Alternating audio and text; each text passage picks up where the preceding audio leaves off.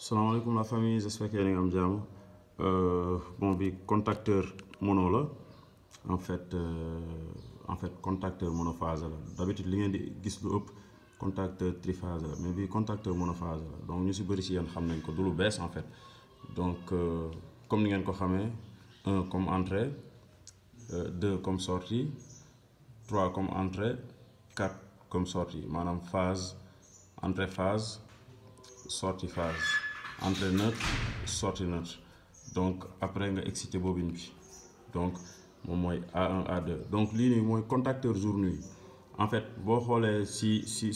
bu fekkee compteur link yi en France wala dans les autres européens dafa am ce qu'on appelle heure plein heure creuse. En fait ce fournisseur électricité bi tey comme ñu jël exemple tey Senelec dafa am dispositif mais bon xam nga sénégalais tamit amuñu information boobu wala peut-être compteur Woyofal yi ñun joxuñu ñu information yooyu noonu. Donc pour plus d'infos il faut nga jéem a xool nan ngay approcher Senelec ak yooyu pour xam say heure creuse heure pleine. En fait heure creuse lan mooy heure creuse mooy heure bi nga xamante ne tey sa fournisseur d'électricité maanaam tey bu ñu waxee comme Senelec ñu ne Senelec heure boobu noonu bu fekkoon kilowatt bi day nekk ngeen jël maa ngi changé nag bu nekkoon kilowatt bi day nekk 110 francs CFA léegi heure creuse bi heure pleine lay nekk. Ok heure creuse bi ce kilowatt day nekk on va dire 50 francs 50 francs maanaam fukki dërëm. Donc léegi su nekkee da nga am appareil consommateur yi comme chauffe-eau wala benn lave-linge wala foo appareil boo xamante ne daal yow da nga bëgg di ko utiliser te du jël courant bu bëri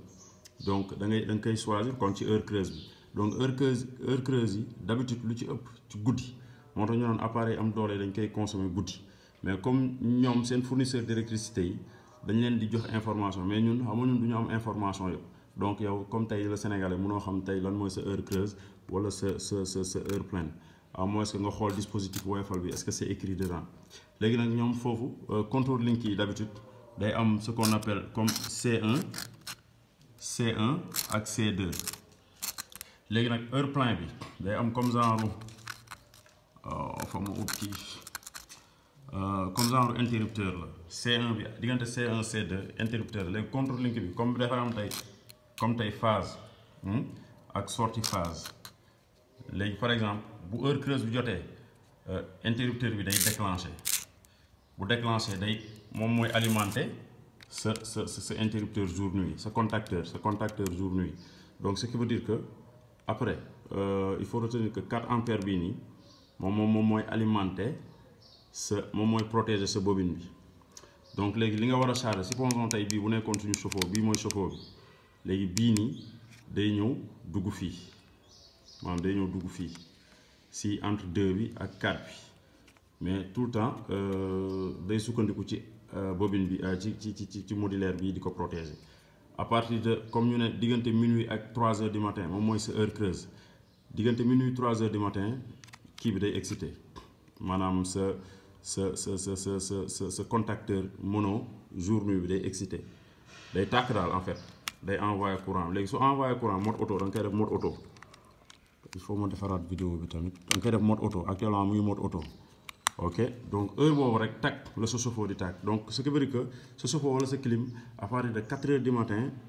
ba 6 heures du matin lay tàkk damay joxe exemple quoi. Donc il faut nga am lii contacteur jour-nuit pour xam yow yan heure mooy sa heure creuse à partir de heure creuse day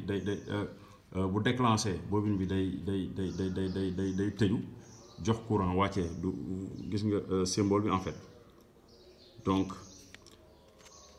interrupteur bi maanaam sa bobine day tëju bu tëjoo sa courant day alimenter sa chauffe-eau wala sa clim wala sa yaa xam whatever mais yi du bëriwul en fait lu ñu koy jëfandikoo Sénégal parce que boo xoolee Sénégal ñun normalement ñun xamuñu suñu heure plein ak suñu heure creuse donc xanaa fournisseur électricité bi maanaam mu jox la kii boobu xibaar boobu parce que yow sénégalais bi xamoo ban mooy sa heure creuse ba ak sa heure pleine xamoo ko facture kii yow doo ko xam quoi nuñ la koy facturer yow doo ko xam. Donc moo tax sa fournisseur d'électricité normalement ñun waroon nañ am fonction bi comme compteur link yi mooy C1 C2 nga xamante ne bopp bii nii suñu heure creuse bi ñu choisiral L bi courant bi day bàyyi day tëju